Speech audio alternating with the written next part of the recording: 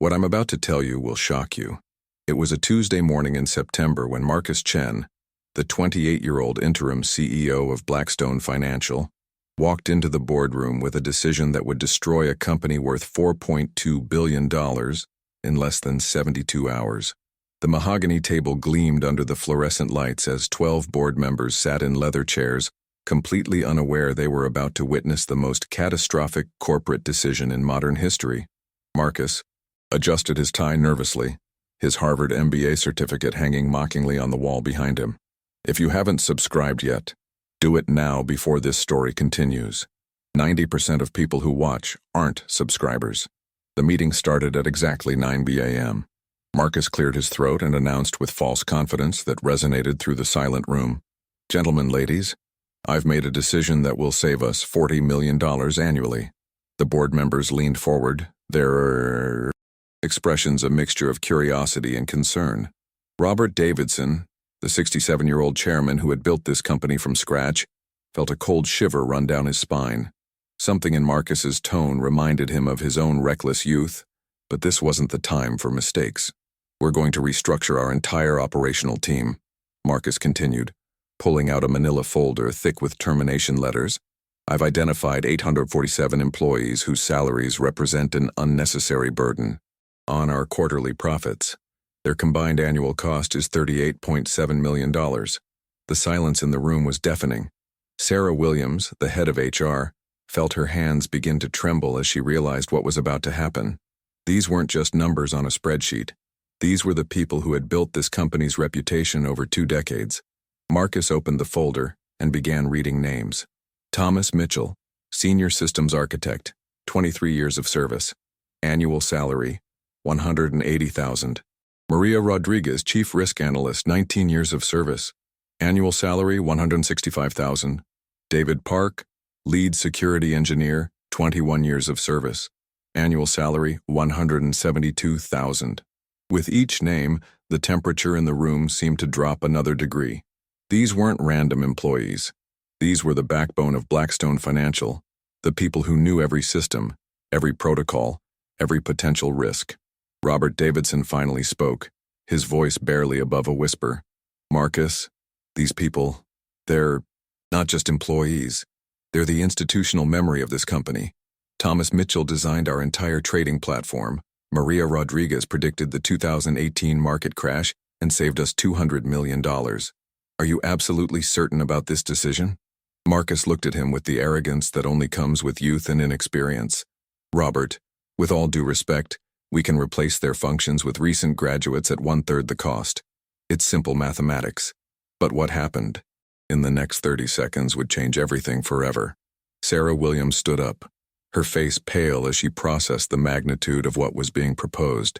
"Marcus, I need to be very clear about something. These employees don't just perform functions. They are the functions. Our entire operational infrastructure depends on their knowledge. If we let them go simultaneously, we'll have 847 positions that need to be filled by people who have zero understanding of our systems." Marcus waved, dismissively confident in his decision. "I've already hired 920 new employees, fresh graduates from top universities, eager to prove themselves, and willing to work for $45,000 annually instead of the inflated salaries we're currently paying." The mathematics seemed simple to him. 9 and 20 new employees at $45,000 each equals $41.4 million annually, compared to $38.7 million for the experienced staff. In his mind, he was not only saving money but also increasing productivity with younger, more energetic workers. What Marcus failed to understand, and what would cost Blackstone Financial everything, was the difference between knowledge and experience. Knowledge can be taught in universities, learned from books, absorbed from training programs, but experience is earned through years of facing real problems, making real mistakes, and developing the intuition that comes from understanding how complex systems actually work under pressure. But no one in that room knew that in exactly 72 hours, this decision would trigger the largest financial disaster in the company's history. The vote was called at 9:47 a.m. 7 board members voted in favor, driven by the promise of immediate cost savings. 5 voted against, including Robert Davidson. who had built his fortune by understanding that experience has value that cannot be measured in quarterly reports. But democracy had spoken, and Marcus Chen had the authority to implement his plan. The termination letters would be distributed that afternoon, and the new employees would begin training the following Monday. As the meeting ended, Robert Davidson approached Marcus one last time. "Son, I've been in this business for 45 years. I've seen companies rise and fall, fortunes made and lost. What you're about to do? It reminds me of a story my mentor told me about a ship captain who fired his entire experienced crew to save money on salaries.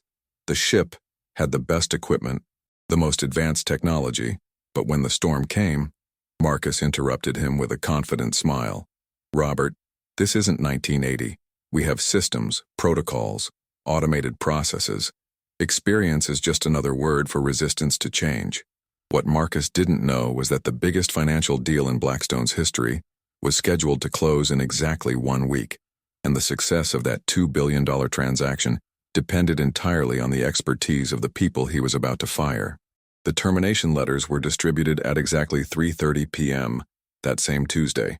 Thomas Mitchell was in the middle of debugging a critical algorithm when Sarah Williams knocked on his office door. His fingers froze over the keyboard as he saw her expression, the look of someone forced to deliver devastating news. "Tom, I need you to come with me to conference room B." The walk down the hallway felt eternal. 23 years of dedication, of late nights fixing systems that kept the company running, of preventing disasters that no one would ever know about. When Thomas opened the manila envelope, his hands didn't shake. Veterans of corporate warfare develop a sixth sense about these moments. The letter was clinical, corporate, devoid of humanity. "Due to organizational restructuring and cost optimization initiatives, your position has been eliminated effective immediately. Your final day of employment is today, September 15th. Below his signature, Marcus Chen had added a handwritten note. "Thank you for your service. Your institutional knowledge will be preserved through our comprehensive documentation system." Thomas almost laughed at that last line. Documentation system. As if 2 decades of experience solving impossible problems could be captured in Word documents and PowerPoint presentations. He thought about the trading platform he had built from scratch, the thousands of lines of code that handled billions of dollars in transactions daily, the intricate security protocols that protected client data from cyber attacks. Most importantly, he thought about the undocumented fixes, the creative solutions, the deep understanding of how all these systems interconnected in ways that no manual could ever capture. Down the hall, Maria Rodriguez was having a similar conversation with Sarah Williams. Her termination letter contained the same corporate language, the same empty gratitude, the same naive assumption that experience could be replaced with documentation. Maria had spent 19 years studying market patterns, developing risk assessment models that had saved Blackstone Financial from countless disasters. She remembered the 2008 financial crisis, when her early warnings had convinced the board to liquidate risky positions weeks before the market crashed. She remembered the 2016 Brexit referendum, when her analysis had prevented a $150 million loss. She remembered dozens of smaller crises, moments when experience and intuition had meant the difference between profit and catastrophe. David Park, the lead security engineer, received his letter while monitoring the network for potential threats. Ironic, considering that his departure would create the biggest security vulnerability in the company's history. David had designed the cybersecurity infrastructure that protected Blackstone's systems from the 14,000 daily attack attempts they faced. More importantly, he understood the psychology of hackers, the evolving nature of cyber threats, the subtle patterns that indicated when a sophisticated attack was in progress. His replacement would have theoretical knowledge about cybersecurity, but David had 21 years of real-world experience fighting actual battles in cyberspace. By 5 p.m., 847 termination meetings had been completed. The most experienced employees in every department, IT, risk management, accounting, legal, operations, customer service, were clearing out their desks. The hallways buzzed with shocked conversations and whispered predictions about what would happen next. Some employees were angry. Others were relieved to escape what they saw as a sinking ship. But the veterans, the ones who truly understood how complex financial systems worked, shared a common concern. The new employees weren't just inexperienced, they were stepping into roles that required knowledge that couldn't be learned in training programs. Marcus Chen spent that evening in his corner office, reviewing spreadsheets that showed the immediate cost savings his decision had achieved. On paper, everything looked perfect. The quarterly report would show a dramatic improvement in operational efficiency. The board would be impressed with his decisive leadership. His Harvard professors would be proud of his bold application of modern management theory. He had successfully reduced payroll costs by $38.7 million, while actually increasing the size of the workforce. It was a masterpiece of corporate optimization. What Marcus couldn't see in his spreadsheets was the institutional knowledge walking out of the building. Thomas Mitchell's understanding of how the trading platform handled edge cases during high-volume periods. Maria Rodriguez's ability to spot dangerous patterns in market data that automated systems missed. David Park's intuitive grasp of how cybercriminals adapted their tactics to exploit new vulnerabilities. This knowledge wasn't documented anywhere because it couldn't be documented. It was the result of years of experience, of facing real problems under real pressure, of developing the professional instincts that separate experts from novices. The weekend passed quietly. Marcus spent Saturday reviewing resumes of the new employees who would start Monday morning. Impressive credentials, excellent GPAs, glowing recommendation letters from professors who praised their theoretical understanding of finance, technology, and business operations. On Sunday, he played golf with two board members who congratulated him on his bold decision. "It takes real leadership to make tough choices like this," one of them said. "You're going to transform this company." But what none of them realized was that the $2 billion deal scheduled to close that week required the coordinated expertise of exactly the people Marcus had just fired. Monday morning arrived with deceptive calm. At 7:30 a.m., 920 new employees gathered in the main conference hall for their first day at Blackstone Financial. The energy was electric. Young professionals eager to prove themselves, recent graduates ready to apply their theoretical knowledge to real-world challenges, ambitious individuals who saw this as their opportunity to build impressive careers. Marcus Chen stood at the podium, looking out at a sea of fresh faces and feeling genuinely optimistic about the future. Most people who watch forget to subscribe. Don't be just another viewer. Subscribe now. His opening speech was inspiring. "You are the future of Blackstone Financial. You represent innovation, fresh perspectives, and the kind of dynamic thinking that will take this company to the next level. The previous generation did their job well, but now it's time for new ideas, new energy, new approaches to old problems." The applause was enthusiastic. These new employees had been hired specifically because they were eager to prove that youth and education could outperform experience and intuition. Many of them had criticized the old guard mentality during their interviews, expressing confidence that modern tools and contemporary methodologies would make Blackstone Financial more efficient than ever before. The first sign of trouble appeared at 9:15 a.m.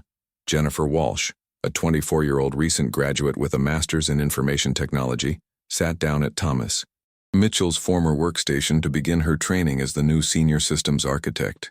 The computer screen displayed dozens of monitoring windows showing the real-time status of the trading platform that processed $2.3 billion in transactions daily. Jennifer had studied similar systems in graduate school, but this was different, more complex, more interconnected, more critical than anything she had encountered in academic simulations. The training materials provided by the company were comprehensive.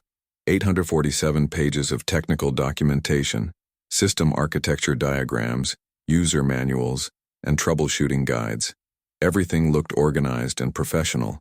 What the documentation couldn't convey was the subtle art of reading system behavior, understanding when normal fluctuations indicated potential problems, recognizing the early warning signs that preceded major failures.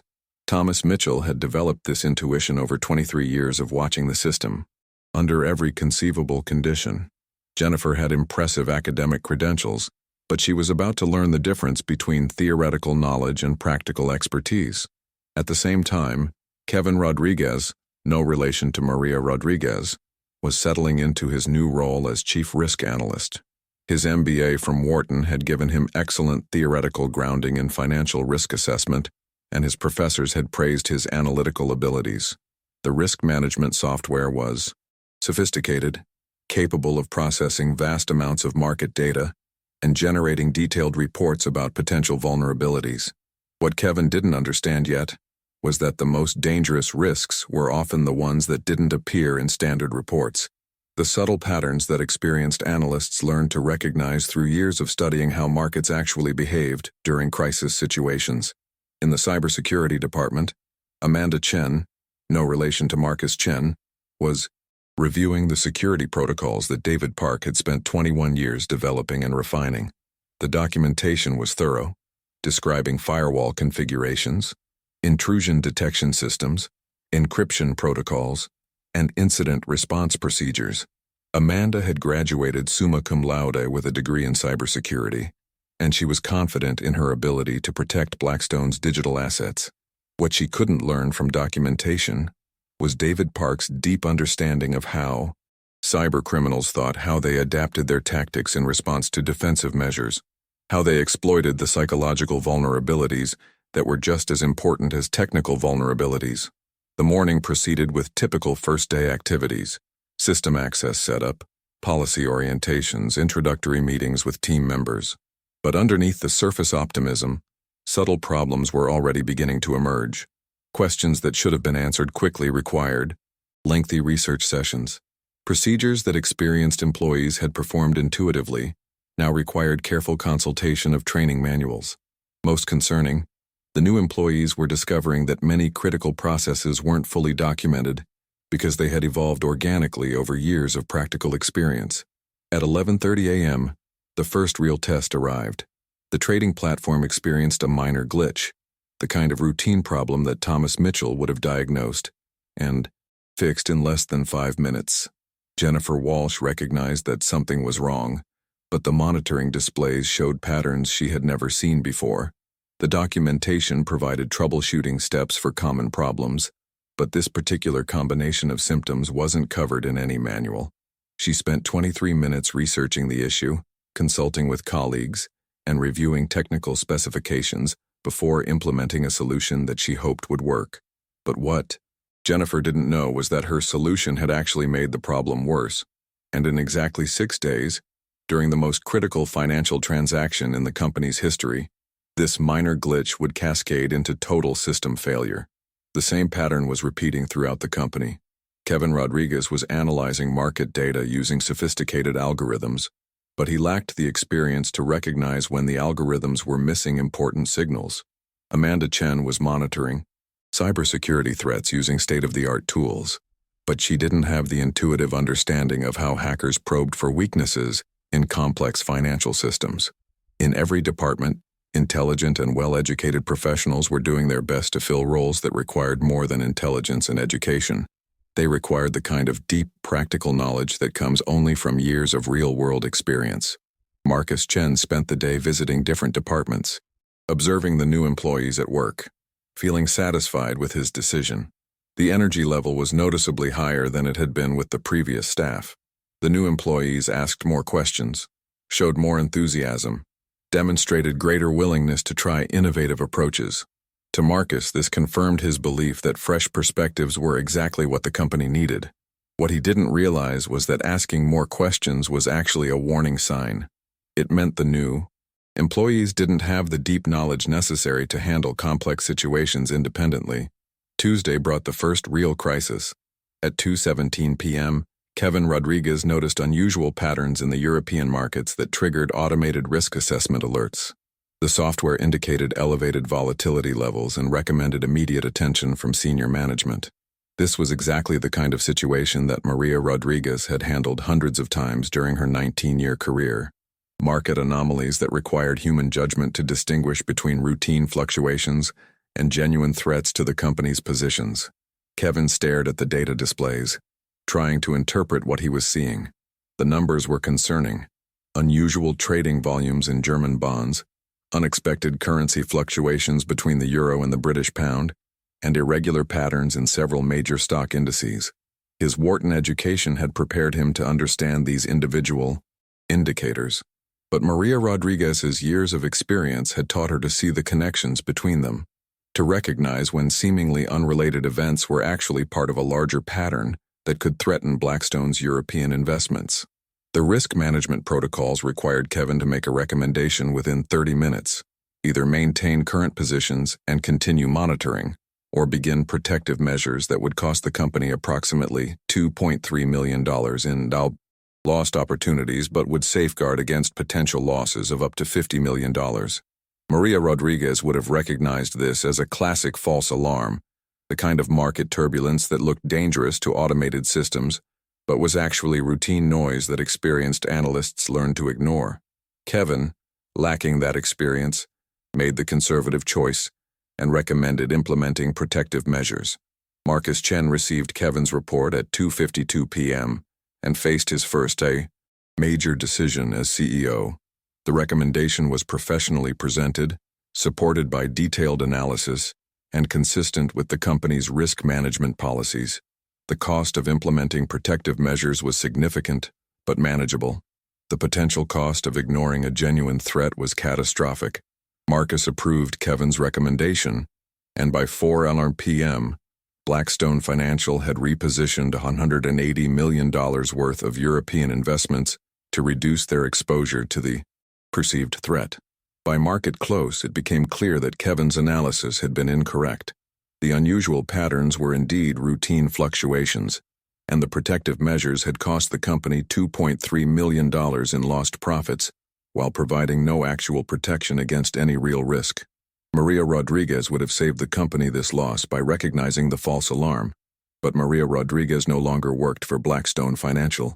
That evening, Marcus received a call from Robert Davidson.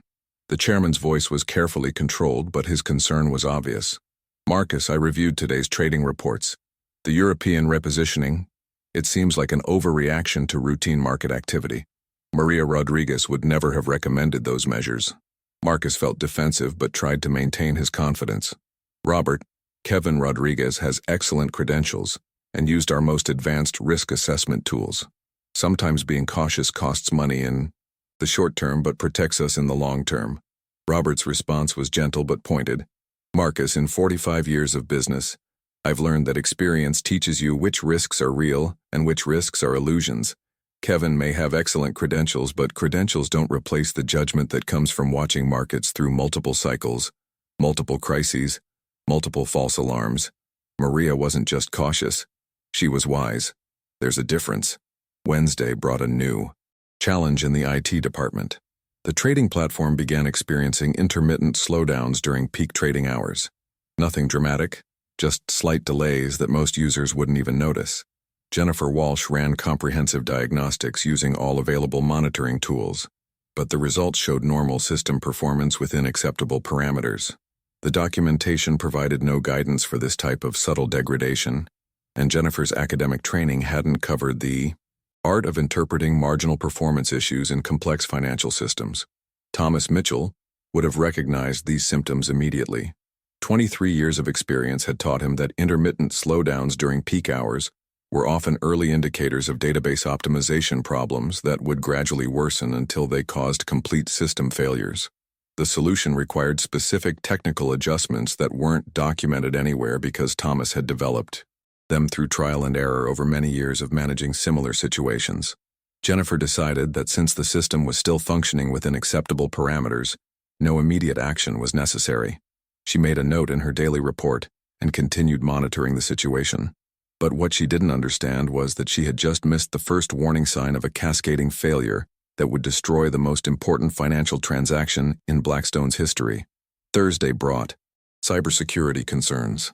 Amanda Chen detected unusual network activity that didn't match any known attack patterns in her training materials. The intrusion detection systems showed elevated activity levels, but the specific signatures didn't correspond to documented threat categories. David Park would have recognized this as reconnaissance activity, sophisticated hackers probing the system to understand its vulnerabilities before launching a coordinated attack. His 21 years of experience had taught him to identify these subtle probing patterns and implement preemptive countermeasures. Amanda followed standard protocols and increased monitoring intensity, but she didn't implement the advanced protective measures that David would have activated immediately. Her academic training had taught her to respond to known threats, but she lacked the experience to recognize when unknown patterns indicated sophisticated adversaries adapting their tactics to exploit specific vulnerabilities in financial systems. By Friday afternoon, multiple small problems were beginning to accumulate throughout Blackstone Financial's operations. The trading platform was running slightly slower, risk assessment was generating more false alarms, cybersecurity was missing subtle threat indicators, and accounting discrepancies were taking longer to resolve. None of these issues were dramatic enough to cause immediate concern, but experienced professionals would have recognized them as symptoms of a larger problem. The institutional knowledge that had kept the company running smoothly was gone. Marcus Chen remained optimistic, but he had no idea that in exactly 4 days, all of these minor issues would converge into a perfect storm that would cost Blackstone Financial everything. The following Monday marked the beginning of what Marcus Chen would later remember as the worst week of his professional life, though at the time he remained blissfully unaware of the disaster that was about to unfold. The morning started normally enough. The new employees had completed their first week and were settling into their roles with increasing confidence. The $2 billion Meridian Industries acquisition deal was scheduled to close on Friday, and all preliminary reports indicated smooth progress toward completion. Only 20% of viewers are subscribers. If you enjoyed this story, don't forget to subscribe. At 9:30 a.m., Marcus received a routine update from Jennifer Walsh about the trading platform's performance. Her report was professionally written and indicated that all systems were operating within normal parameters, though she mentioned continued intermittent slowdowns during peak trading periods. Nothing concerning, she assured him, just minor efficiency variations that fall within acceptable ranges. What Jennifer didn't mention, because she didn't understand its significance, was that the slowdowns were becoming more frequent and lasting slightly longer each day. Thomas Mitchell would have recognized this as the classic progression of a database optimization problem that would eventually cause complete system failure under heavy load conditions. The Meridian acquisition would require processing the largest single transaction in Blackstone's history, generating exactly the kind of heavy load that would trigger a catastrophic system crash. At the same time, Kevin Rodriguez was analyzing market conditions for the week ahead. His report showed elevated volatility in several sectors, but he characterized this as normal market activity that posed no significant threat to the acquisition deal. Maria Rodriguez would have recognized these patterns as early indicators of institutional uncertainty about major merger announcements, the kind of market sentiment that often preceded coordinated attempts by competing firms to disrupt large acquisitions through strategic trading activities. The cybersecurity situation was deteriorating even more rapidly, though Amanda Chen didn't realize it yet. The unusual network activity she had detected the previous week was intensifying, but the patterns remained outside her documented threat categories. David Park would have understood that this was the final reconnaissance phase before a major coordinated attack, timed to coincide with the acquisition announcement, when Blackstone's systems would be most vulnerable and the potential for damage would be maximized. Tuesday brought the first obvious sign that something was seriously wrong. At 11:45 a.m., the trading platform experienced its first complete system freeze during a moderate volume trading period. The freeze lasted only 47 seconds, but it was long enough to delay processing on $23 million worth of transactions. Jennifer Walsh managed to restart the system using standard recovery procedures, but she had no idea what had caused the failure or how to prevent it from happening again. The incident report Jennifer submitted was technically accurate, but failed to capture the true significance of what had occurred. She described it as an isolated system anomaly with minimal operational impact, when Thomas Mitchell would have recognized it as a clear warning that the database optimization problems were approaching critical failure threshold. Under the heavy processing load required for the Meridian acquisition, this type of failure would be catastrophic and potentially unrecoverable. Marcus Chen reviewed the incident report with growing concern. A system failure during the Meridian acquisition would be devastating, not just financially, but also reputationally. Blackstone's credibility with major clients depended on their ability to handle large, complex transactions without technical difficulties. He called Jennifer into his office for a detailed discussion about system reliability and received reassurances that the platform was fundamentally sound and that Tuesday's incident was truly isolated. Wednesday's crisis came from an unexpected direction. Kevin Rodriguez noticed unusual trading patterns in Meridian Industries stock. Large block purchases and sales that seemed designed to artificially inflate trading volume and price volatility. Maria Rodriguez would have immediately recognized this as a coordinated attack by competitors trying to destabilize the acquisition by making Meridian's stock price appear artificially volatile, thereby justifying demands for price renegotiation or deal cancellation. Kevin's analysis correctly identified the unusual trading patterns, but failed to understand their strategic purpose. His report recommended continued monitoring of Meridian stock volatility, when Maria Rodriguez would have immediately implemented countermeasures to neutralize the manipulation attempt.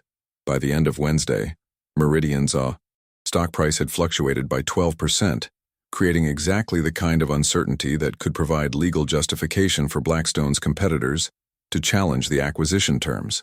The cybersecurity situation reached critical status on Thursday morning. Amanda Chen detected coordinated probing attempts against multiple system entry points, a clear indication that attackers had completed their reconnaissance and were beginning active penetration attempts. Her training had taught her to respond to direct attacks, but she didn't recognize this as the preliminary phase of a sophisticated multi-vector assault designed to compromise system integrity during the acquisition processing. David Park would have immediately implemented emergency security protocols, including temporary restrictions on external network access and activation of advanced intrusion prevention measures. Amanda followed standard procedures by increasing monitoring intensity and reporting the activity to senior management, but she didn't take the preemptive defensive actions that could have prevented what was about to happen. Thursday afternoon brought a personal call that would haunt Marcus Chen for years to come. Thomas Mitchell, Maria Rodriguez, and David Park requested a meeting to discuss urgent concerns about Blackstone's operational security during the Meridian acquisition. Marcus initially declined, stating that he didn't want to second-guess the capabilities of our new team. But Robert Davidson convinced him to at least hear what they had to say. The meeting took place at 4:30 p.m. in Conference Room B, the same room where Marcus had announced their terminations 3 weeks earlier. Thomas Mitchell spoke first. "Marcus, we're not here to criticize your decisions or undermine your authority. We're here because we're genuinely concerned about what's going to happen tomorrow during the Meridian closing. The symptoms we're seeing, the system slowdowns, the unusual market activity, the coordinated cyber probing, they're not isolated incidents. They're components of a coordinated attack designed to disrupt the acquisition." But Marcus Chen made the decision that would cost Blackstone Financial everything. He thanked them for their concern but assured them that his new team had everything under control. Friday morning dawned with an unseasonable chill that seemed to forecast the disaster about to unfold. The Meridian Industries acquisition closing was scheduled for 2 p.m. Eastern Time, and the atmosphere at Blackstone Financial crackled with nervous energy. Marcus Chen arrived at the office at 6:30 a.m. to personally oversee the final preparations for the most important financial transaction in the company's history. The preliminary systems checks looked promising. Jennifer Walsh had run comprehensive diagnostics on the trading platform overnight, and all primary functions appeared to be operating normally. The intermittent slowdowns that had been occurring throughout the week seemed to have stabilized, and she confidently reported that the system was ready to handle the acquisition processing load. Kevin Rodriguez had analyzed global market conditions and concluded that volatility levels, while elevated, were within acceptable ranges for a transaction of this magnitude. Amanda Chen had implemented standard security protocols and reported no active intrusion attempts during the overnight monitoring period. The sophisticated probing activities from earlier in the week had apparently ceased, which she interpreted as evidence that her defensive measures had successfully deterred the attackers. In her report, she expressed confidence that Blackstone's cybersecurity posture was adequate for the day's critical operations. At 8 a.m., the Meridian Industries legal team arrived for the final contract review. The acquisition documents filled 17 bankers' boxes and represented 6 months of negotiations involving dozens of lawyers, accountants, regulatory specialists, and financial analysts. Every detail had been scrutinized, every contingency had been addressed, every potential complication had been anticipated and resolved. On paper, this was the perfect acquisition. a transformative deal that would position Blackstone Financial as a dominant force in their industry for decades to come. The morning proceeded with methodical precision. Document. Reviews were completed by 10:30 a.m. Regulatory approvals were confirmed by 11:15 a.m. Final due diligence reports were submitted by 11:45 a.m.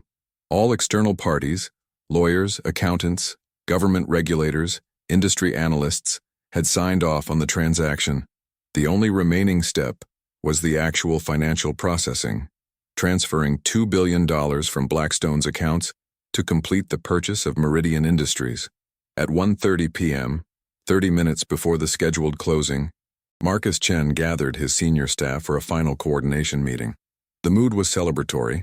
They were about to complete the largest acquisition in Blackstone's history, a deal that would validate Marcus's leadership and demonstrate the capabilities of his restructured organization. Jennifer Walsh confirmed that all trading systems were functioning optimally. Kevin Rodriguez reported that market conditions remained stable. Amanda Chen assured everyone that cybersecurity defenses were actively monitoring for any threats. At exactly 2:00 p.m., Marcus Chen authorized the initiation of the acquisition closing process. Jennifer Walsh began entering the transaction parameters into the trading platform: recipient account information, transfer amounts, verification codes, authorization signatures. The first phase involved transferring $500 million as an initial payment, followed by 3 additional transfers of $500 million each, with final ownership documentation, updates and regulatory notifications completing the process. The trading platform accepted the first transfer request and began processing the transaction. For the first 90 seconds, everything proceeded normally. The system displayed standard progress indicators, confirmation messages appeared at appropriate intervals, and all monitoring displays showed normal operational status. Marcus Chen felt a surge of vindication as he watched his new team successfully handling the most complex financial operation in the company's history. At 2:01:47, Jennifer Walsh noticed the first anomaly. The progress indicator for the initial $500 million transfer had stopped advancing. The system hadn't generated an error message, but the transaction appeared to be suspended in an incomplete state. She tried refreshing the display, assuming it was a minor interface glitch, but the progress indicator remained frozen at 73% completion. At 2:02:15, Kevin Rodriguez received automated alerts from the risk management system, indicating unusual activity in Blackstone's primary trading accounts. The alerts weren't specific. They simply indicated that account balances were fluctuating in ways that didn't match expected transaction patterns. He tried to access detailed account information to understand what was happening, but the queries were taking much longer than normal to process, suggesting that the database systems were experiencing performance problems. At 2:02:33, Amanda Chen's cybersecurity monitoring displays exploded with warning messages. The network was under coordinated attack from multiple sources simultaneously. The attackers weren't trying to steal information. They were trying to overwhelm the system's processing capacity at exactly the moment when it was handling the most critical financial transaction in the company's history. Her training had taught her to respond to information theft attempts, but this was a denial of service attack specifically designed to cause operational disruption rather than data compromise. At 2:02:58, the trading platform crashed completely. Jennifer Walsh watched in horror as every display went blank, every progress indicator disappeared, and every system function became completely unresponsive.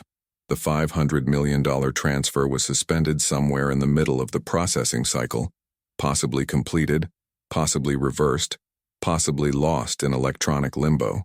She immediately began implementing recovery procedures, but the system was completely unresponsive to all standard restart commands. But the worst was yet to come, because at that exact moment, Thomas Mitchell, Maria Rodriguez, and David Park were watching from the parking lot, knowing that everything they had predicted was about to happen. At 2:03:12, the true magnitude of the disaster began to reveal itself. Jennifer Walsh's desperate attempts to restart the trading platform were failing because the system crash had triggered automatic safety protocols that locked all financial processing functions until manual verification could confirm system integrity. These protocols had been designed by Thomas Mitchell specifically to prevent corrupted transactions from propagating through the financial network. But they also meant that the $500 million transfer was trapped in an indeterminate state. Subscribe to the channel if you want to understand more about this. Subject: Marcus Chen watched in growing horror as his carefully planned acquisition closing descended into chaos. The Meridian Industries legal team was demanding immediate confirmation of the fund transfer, but Jennifer Walsh couldn't provide any reliable information about the transaction's status. The system's diagnostic tools were offline, the backup monitoring systems were overloaded by the ongoing cyber attack, and the documentation provided no guidance for this type of catastrophic failure during active transaction processing. Kevin Rodriguez was facing his own crisis as the risk management systems began generating cascading alerts about unauthorized account activity. The cyber attack wasn't just disrupting system performance. It was actively manipulating transaction records to create confusion about account balances and fund locations.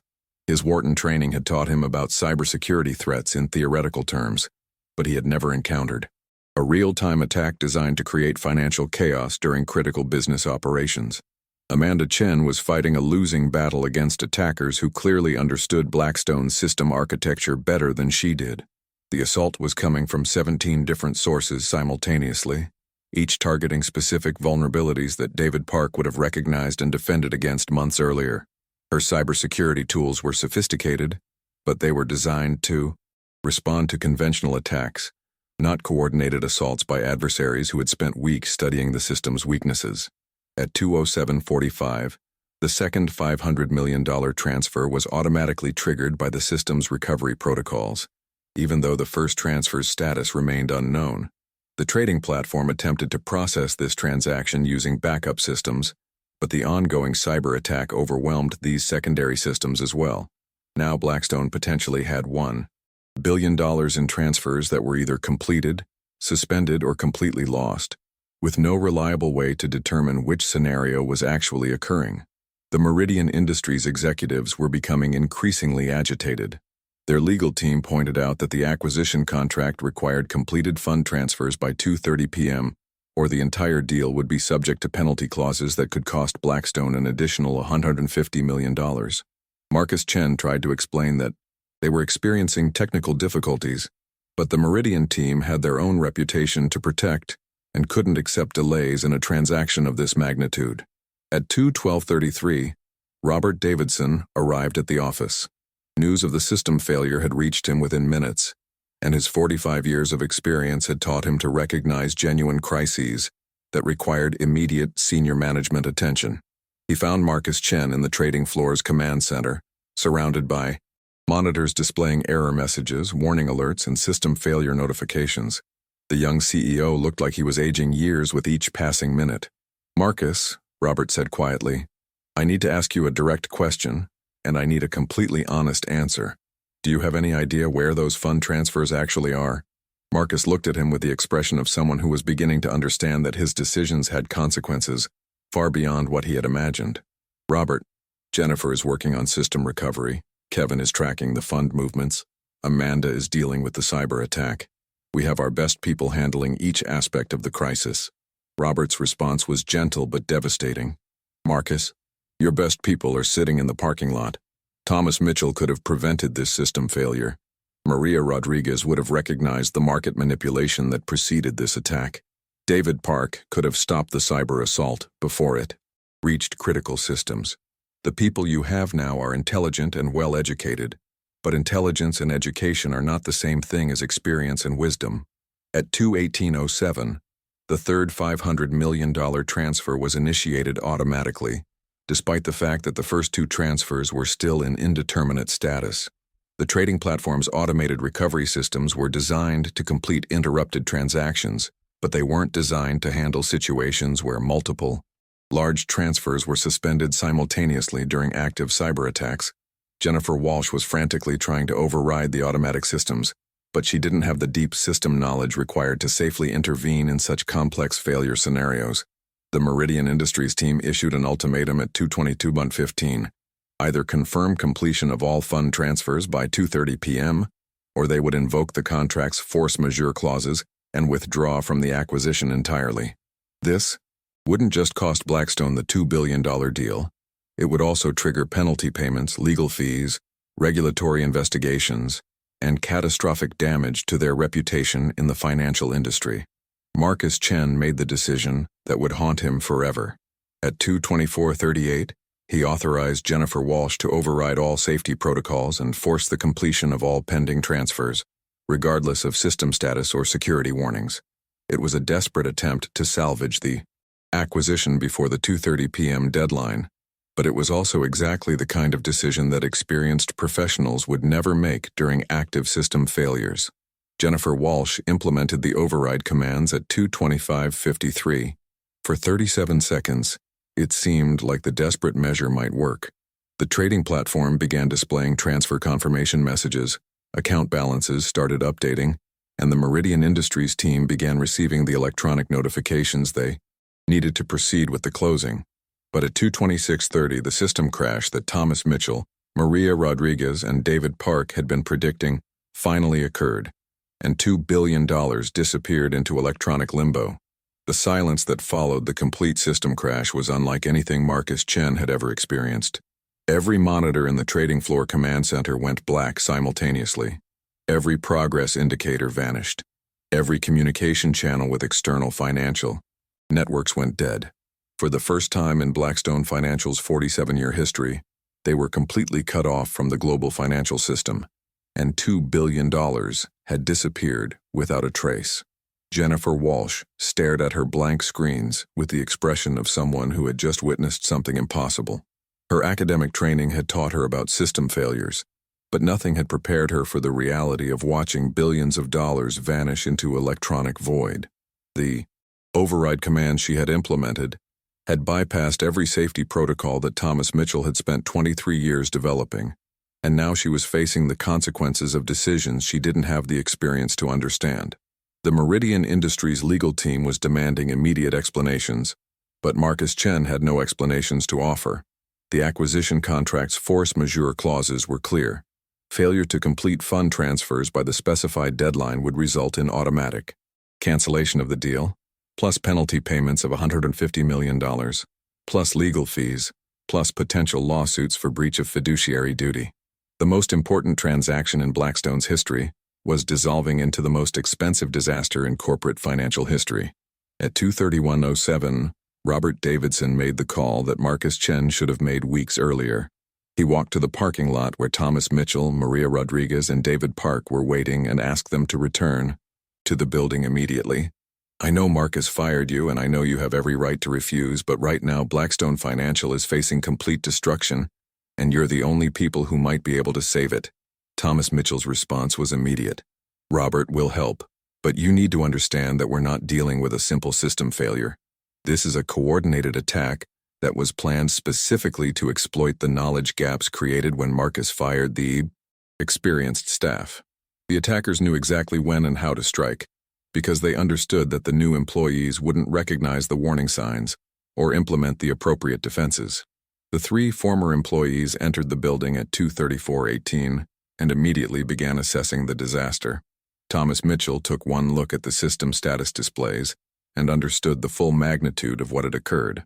"The $2 billion isn't lost," he told Marcus, "but it's trapped in the transaction processing queue while the system is trying to determine whether the transfers were completed or reversed." The override commands Jennifer implemented created a cascade failure that corrupted the transaction logs, so the system can't determine the actual status of any of the transfers. Maria Rodriguez was analyzing the market manipulation that had preceded the system attack. "This wasn't random," she explained to Kevin Rodriguez. "The unusual trading patterns we saw earlier this week were designed to create exactly the kind of market volatility that would justify triggering automatic security protocols during large transfers. The attackers knew that elevated volatility would cause our system to implement additional verification steps which would slow down transaction processing and create more opportunities for disruption." David Park was examining the cyber attack patterns that were still ongoing. "This is sophisticated," he told Amanda Chen. "They're not trying to steal anything. They're trying to maintain system disruption long enough for the acquisition deadline to pass. Once the Meridian deal collapses, they'll probably withdraw and leave us to deal with the cleanup." At 2:47:23, Thomas Mitchell made a discovery that changed everything. Deep in the system's transaction logs, buried beneath layers of corrupted data and error messages, he found evidence that the $2 billion hadn't actually left Blackstone's accounts. The override commands that Jennifer Walsh had implemented had triggered the transfer initiation sequences, but the system crash had occurred before the actual fund movements could be completed. The money was still there, but it was locked in a quantum state, neither transferred nor available for use. If you're getting emotional, activate the bell and subscribe. Marcus, Thomas said, his voice carrying 23 years of authority. We have maybe 40 minutes before the international. Banking networks assume these transactions have failed and begin implementing their own recovery protocols. If that happens, we'll lose control of the situation entirely, and the regulatory investigations will destroy this company, even if we eventually recover the funds. The solution Thomas proposed was audacious in its complexity and terrifying in its risks. He would have to manually rebuild the corrupted transaction logs while David Park neutralized the ongoing cyber attack, and Maria Rodriguez coordinated with international banking partners to prevent automatic failure protocols from triggering. Any mistake in the sequence would permanently lock the funds in inaccessible accounts, or, worse, actually complete the transfers to accounts that Blackstone no longer controlled.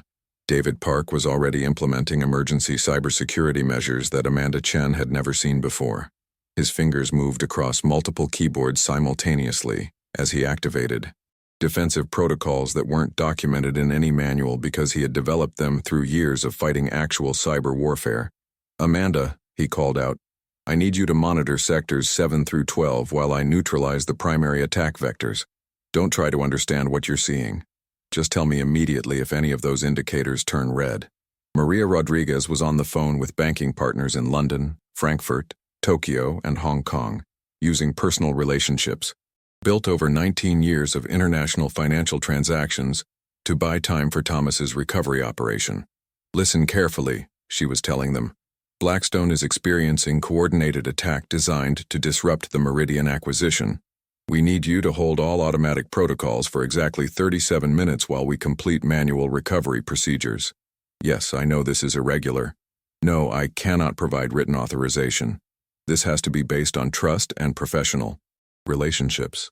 Marcus Chen watched this coordinated recovery effort with growing understanding of what he had actually lost when he fired these 3 people. This wasn't just technical expertise. This was institutional wisdom, professional networks, and the kind of deep knowledge that could only be accumulated through decades of facing real crises under real pressure. His new employees were intelligent and dedicated, but they were watching this recovery operation like students, observing master craftsmen at work. At 3:01:15, the first breakthrough occurred. Thomas Mitchell successfully isolated the corrupted transaction segments and began the delicate process of manually reconstructing the transfer sequences. Each line of code he wrote was based on intimate knowledge of how the system handled edge cases during emergency conditions, knowledge that existed nowhere except in his memory. Jennifer Walsh watched over his shoulder, trying to understand the logic behind his approach, beginning to realize how much she didn't know about the systems she had been responsible for managing. David Park was making progress against the cyber attack, but the adversaries were more sophisticated than Amanda Chen had realized. These aren't random hackers, he explained as he traced attack vectors through multiple proxy servers. This is corporate espionage at the highest level. Somebody paid serious money for intelligence about our system vulnerabilities, and they're using that intelligence to execute a precision attack timed perfectly with the acquisition closing. At 3:08:42, Maria Rodriguez received confirmation from her international banking contacts that they would hold automatic failure protocols for exactly 28 more minutes. Thomas, she called out, that's all the time we have. After 3:37, the international clearing systems will assume complete transaction failure and begin implementing recovery procedures that will take weeks to resolve. The pressure in the room was becoming unbearable. Every person present understood that the next 28 minutes would determine whether Blackstone Financial survived as a company or joined the long list of financial firms destroyed by operational disasters. Marcus Chen felt the weight of knowing that his decision to fire experienced employees had created the vulnerability that their enemies had exploited so effectively.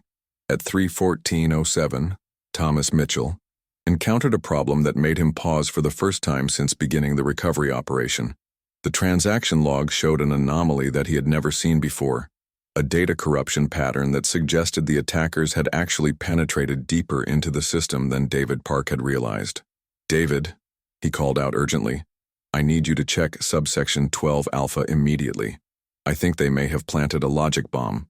David Park's face went pale as he examined the subsection Thomas had identified.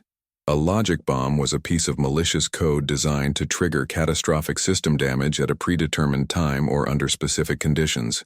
If the attackers had successfully planted such a device, then even successful recovery of the $2 billion might be temporary. The bomb could be set to trigger hours or days later, causing even greater damage when Blackstone's guard was down. At 3:19:33, David Park confirmed Thomas Mitchell's suspicion. "There's definitely malicious code embedded in the transaction processing core. It's designed to activate if we successfully complete the manual recovery. Basically, they want us to think we've won, and then they'll destroy everything after we've restored normal operations. But what happened next would prove that experience and wisdom could triumph over even the most sophisticated attacks, though the cost would be higher than anyone had imagined." At 3:21:47, with less than 16 minutes remaining before the international banking systems would implement irreversible failure protocols, Thomas Mitchell, Maria Rodriguez, and David Park made a decision that would define the rest of their careers. They couldn't just recover the $2 billion. They had to simultaneously neutralize the logic bomb, maintain system integrity, satisfy international banking requirements, and complete the Meridian acquisition before the 4:00 p.m. absolute deadline that Marcus Chen had negotiated as a final extension. Thomas Mitchell's hands moved across the keyboard with the precision of a surgeon and the confidence of someone who had spent 23 years learning every nuance of Blackstone's systems. He began implementing a recovery sequence that was part technical brilliance and part professional intuition, manually reconstructing transaction logs while simultaneously isolating the corrupted segments that contained David Park's logic bomb. "I need complete silence," he announced to the room. "One mistake in the next 12 minutes and we lose everything permanently." David Park was fighting a multi-dimensional battle against adversaries who had clearly studied Blackstone's systems for months. The logic bomb was more sophisticated than he had initially realized. It wasn't just designed to destroy data, but to do so in a way that would make recovery impossible, while leaving no evidence of external interference. His counterattack required him to think like the attackers, anticipating their strategies and neutralizing their weapons while they were still actively trying to implement additional sabotage.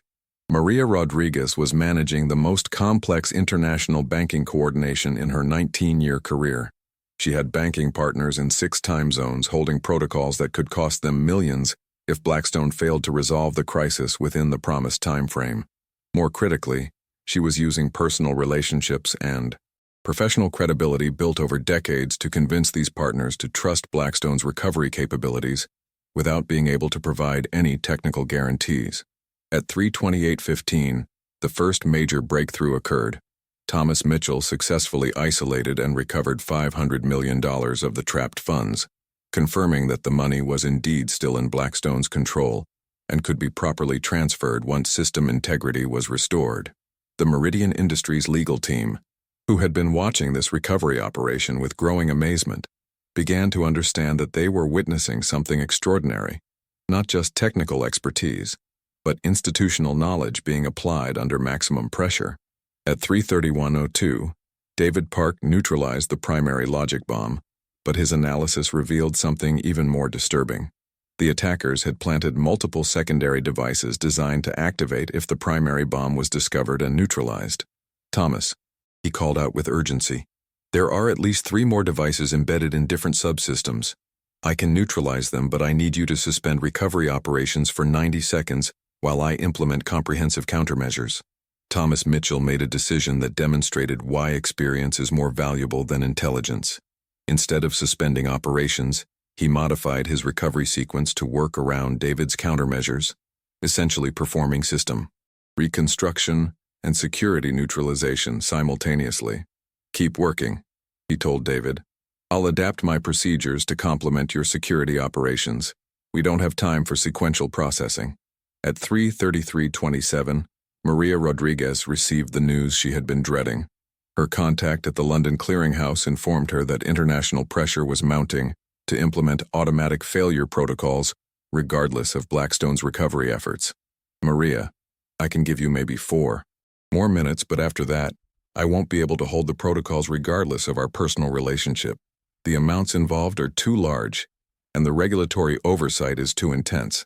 Marcus Chen stood in the middle of the command center, watching 3 people save the company that his decisions had nearly destroyed.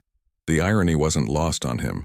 The same employees he had fired for being expensive and resistant to change were now demonstrating capabilities that no amount of education or training could replace. He was witnessing the difference between knowledge and wisdom, between intelligence and experience, between theoretical understanding and practical expertise. At 3:35:41, Thomas Mitchell completed reconstruction of the transaction logs and began initiating the final transfer sequences. The $2 billion began moving through the international banking networks with the precision that comes from systems operating exactly as they were designed. The Meridian Industries team watched their account balances update in real time, confirming that the acquisition funds were finally arriving exactly 95 minutes after the original deadline. At 3:37:18, David Park neutralized the final logic bomb and implemented comprehensive security protocols that would prevent similar attacks in the future. The cyber assault that had lasted over 4 hours was finally over, and Blackstone's systems were not just recovered, but actually more secure than they had been before the attack began. At 3:38:52, Maria Rodriguez received confirmations from all international banking partners that the transfers had been completed successfully and that automatic failure protocols had been permanently suspended. The Meridian Industries acquisition was officially complete, making Blackstone Financial the owner of a $2 billion company that would transform their industry position for decades to come. Subscribe if you believe stories like this need to be told. Marcus Chen approached the 3 people who had just saved his company and found himself struggling for words.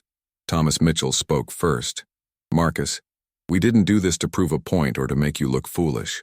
We did this because Blackstone Financial has been our professional home for decades, and we couldn't stand by and watch it be destroyed by forces that we had the knowledge to defeat. The final irony came at 4:15 p.m., when the local news reported that Blackstone Financial had successfully completed the largest acquisition in their corporate history. The reporters described it as a testament to Marcus Chen's bold leadership and innovative management strategies. They had no idea that the company had come within minutes of complete destruction, or that its salvation had required the expertise of the very employees whose termination had created the crisis in the first place. If you want more content like this, don't forget to subscribe. Robert Davidson called an emergency board meeting for the following Monday to discuss what had become known internally as the Meridian Crisis. Marcus Chen spent the weekend writing his resignation letter, but Thomas Mitchell, Maria Rodriguez, and David Park spent it developing recommendations for preventing similar disasters in the future, because experience had taught them that the most important lesson from any crisis is how to ensure it never happens again. The story of Blackstone Financial became a case study taught in business schools around the world, though the details were never fully disclosed to protect the company's reputation. The lesson was always the same. In complex organizations, institutional knowledge and professional experience cannot be replaced by intelligence and education alone. Some forms of wisdom can only be earned through years of facing real challenges under real pressure, and companies that ignore this truth do so at their own peril.